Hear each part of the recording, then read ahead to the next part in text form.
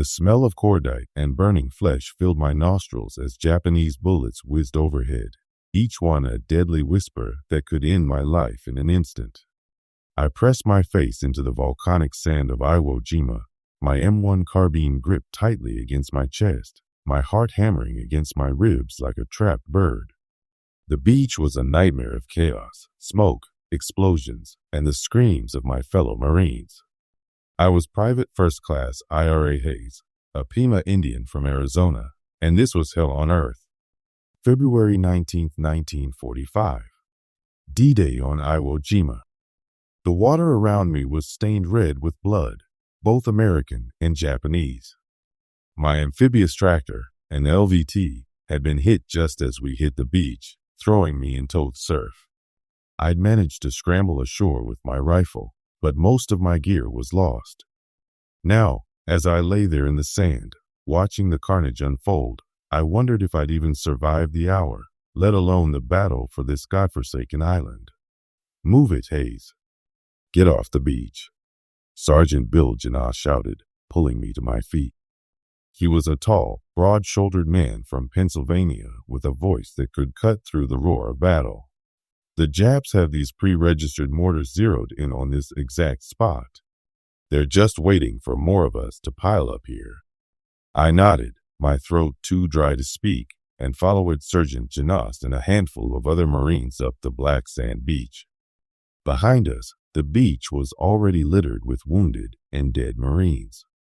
Ahead of us, the volcanic terrain rose in a series of terraces, each one potentially hiding Japanese defenders. I joined the Marines back in 1942, shortly after Pearl Harbor. Like many young men from my reservation, I felt a duty to serve. The Pima people had a long history of military service, dating back to World War I. I was just following in the footsteps of my ancestors. Basic training at Camp Pendleton had been tough, but nothing could prepare us for what awaited us on Iwo Jima. The Japanese turned this small island fortress into a veritable hell. General Tadamichi Kuribayashi, the Japanese commander, had ordered his men to dig in deep, creating an extensive network of tunnels, bunkers, and hidden gun emplacements.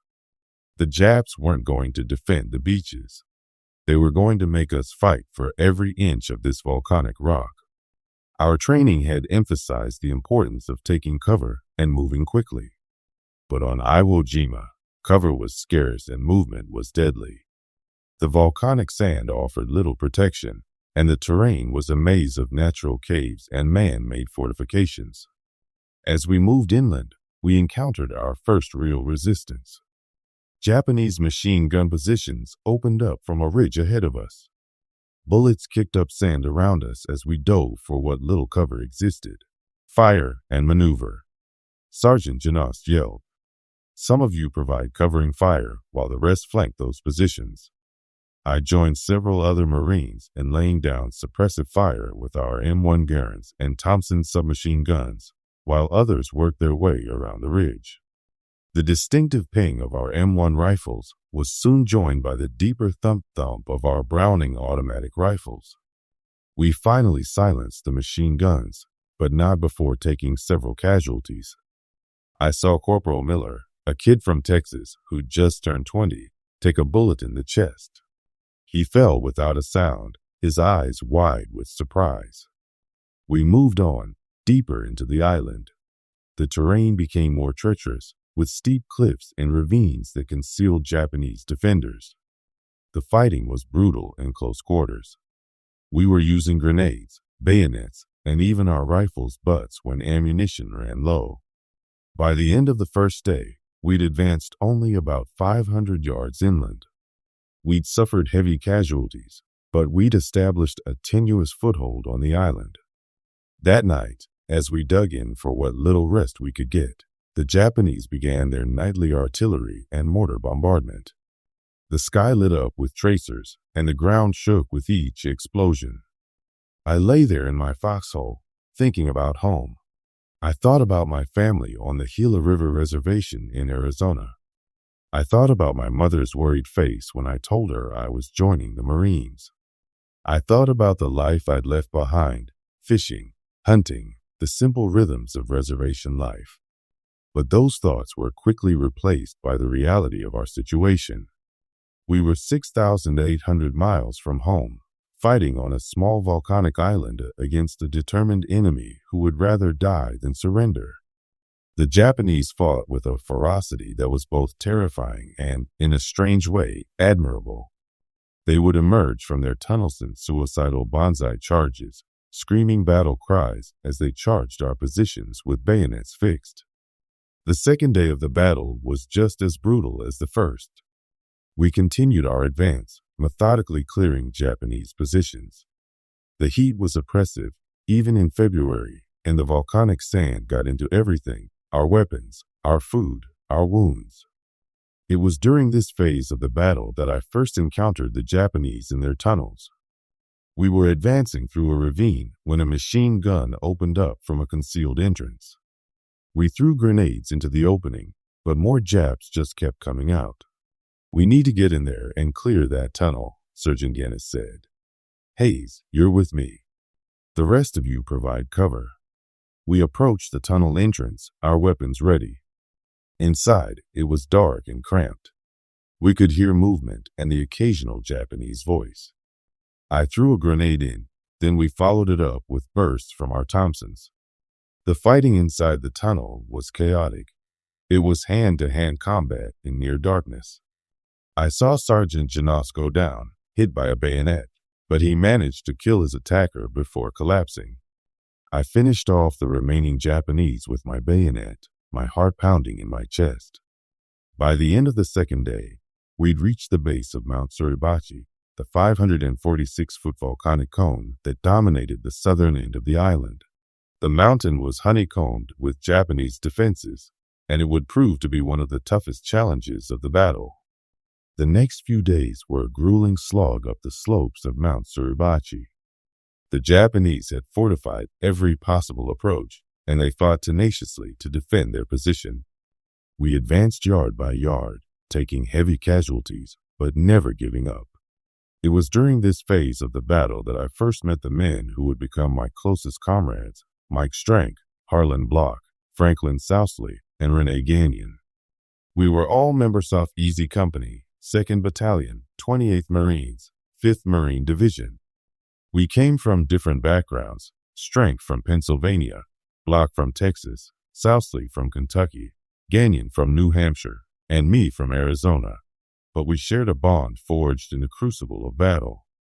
On February 23rd, 5 days after we landed, we received orders to take Mount Suribachi. The mountain was the key to controlling the southern part of the island, and its capture would be a significant psychological victory. We moved out at dawn, the air thick with tension. As we climbed the slopes, we encountered sporadic resistance from Japanese snipers and machine gun positions. We cleared them methodically, our movements practiced and efficient. By mid-morning, we had reached the summit. The Japanese had abandoned their positions there, retreating into the tunnels below. We secured the summit, and for the first time since we landed, we had a commanding view of the entire island. "Someone should put a flag up there," Lieutenant Colonel Chandler Johnson said, looking at the summit. "Let the whole island see we've taken it." A small detail was organized to raise a flag on the summit. Among those chosen were Mike Strank, Harlan Block, Franklin Sousley, Rene Gagnon, and myself. We also took along a larger flag, since the first one we planned to raise was deemed too small to be seen from the beaches. As we made our way up the summit, we could see the entire battlefield below us. It was a scene of devastation: burned-out tanks, wrecked equipment, and the bodies of fallen Marines. The Japanese positions were still active, and shells continued to explode around us. We reached the summit and found a pipe to use as a flagpole. As we prepared to raise the flag, Sergeant Genaust, who had recovered from his wound, set up his movie camera to record the event. "Ready?" Mike Strank asked, looking at each of us. We nodded, our faces grim but determined. As the flag began to rise, a cheer went up from the Marines below us.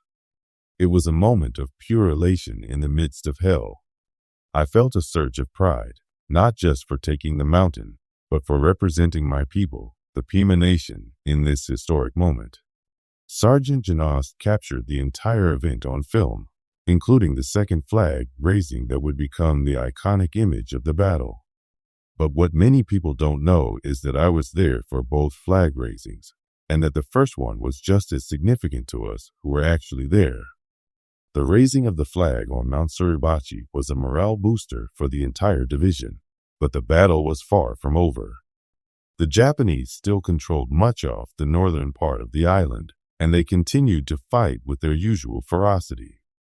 In the days that followed, we continued our advance north, encountering increasingly fierce resistance. The Japanese had prepared defensive positions in the northern part of the island, and they fought to the death to hold them. One of the most difficult aspects of the fighting was the Japanese use of caves and tunnels. They would emerge unexpectedly, attack, and then disappear back into their underground labyrinth. We had to use flamethrowers, grenades, and even dynamite to flush them out. It was during this phase of the battle that I witnessed acts of incredible bravery. I saw Marines throw themselves on grenades to protect their comrades. I saw others charge machine gun positions single-handedly. I saw men continue fighting even after being wounded multiple times. The fighting was relentless day after day. We were exhausted, dirty, and constantly on edge. Sleep was a luxury we rarely got, and when we did, it was fitful and haunted by nightmares. By early March, we had reached the northern tip of the island. The remaining Japanese were holed up in the last fortified positions, fighting to the last man. The fighting was now at its most intense, with casualties mounting on both sides. On March 26th, the battle officially ended with the Japanese forces annihilated. Of the 21,000 Japanese defenders, only 216 were taken prisoner, the first taken during the entire battle. The rest had died fighting, choosing suicide over surrender. For the Marines, the cost had been enormous. We suffered 6,821 killed and 19,217 wounded, nautical losses unmatched in Marine Corps history. The 5th Division alone suffered 2,482 killed and 5,944 wounded. As I stood on the northern tip of Iwo Jima, looking out at the Pacific Ocean, I felt a profound sense of exhaustion and sorrow. We had won, but the cost had been terrible. I thought of all the friends I had lost, Mike Strank, Harlan Block, Franklin Soutsley, and countless others. They would never go home. They would never see their families again. The Battle of Iwo Jima was over, but the war continued. We would soon be heading to Okinawa for what promised to be another brutal battle. But for now, there was a brief moment of respite. I sat down on a piece of volcanic rock, looking out at the ocean. I thought about home, about my family, about the life I had left behind. I thought about the meaning of what we had done here.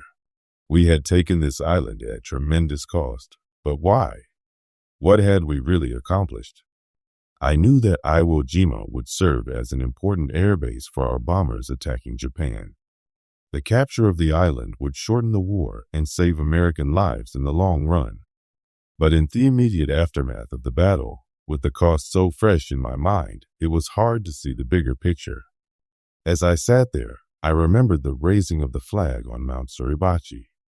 It had been a moment of pure pride and elation, but now it seemed like a lifetime ago. The flag had become a symbol of American determination and sacrifice, but for those of us who had been there, it was also a reminder of the cost of victory. I thought about the Japanese soldiers we had fought. They had fought with incredible courage and determination, even in the face of certain defeat. I respected their bravery, even as I mourned the necessity of our conflict. The war would continue for several more months, but Iwo Jima would always hold a special place in my memory. It was the place where I had tested myself, where I had found courage I didn't know I possessed, and where I had lost friends I would never forget. As I sat there on the northern tip of the island, I made a promise to myself. I would survive this war, and I would go home to my family. I would tell them about the battle, about the bravery of my fellow Marines, and about the cost of victory. I would make sure that the sacrifices of those who had died were not forgotten. And I would carry with me the memory of this place, this battle, and the men who fought beside me. Iwo Jima had changed me forever, and I would never be the same. The sun was setting, casting long shadows across the battlefield. In the distance, I could see the stars beginning to appear. It was a beautiful sight, a reminder that even in the midst of hell, there was still beauty in the world. I stood up, shouldered my rifle, and prepared to move on. The war wasn't over yet, and there were more battles to fight. But for now, I had a moment of peace, a moment to reflect on all that had happened and all that was yet to come. I thought about the flag on Mount Suribachi, about what it represented, and about the men who had raised it. I thought about my own role in this historic battle and the booth price of victory. And I knew, with a certainty that transcended the horrors of war, that we had done what was necessary. We had fought and died for our country, for our freedom, and for the future of the world. And though the cost had been terrible, it was a price worth paying. As I walked away from the northern tip of Iwo Jima, I carried with me the memory of the fallen, the pride of the victory, and the hope for the future.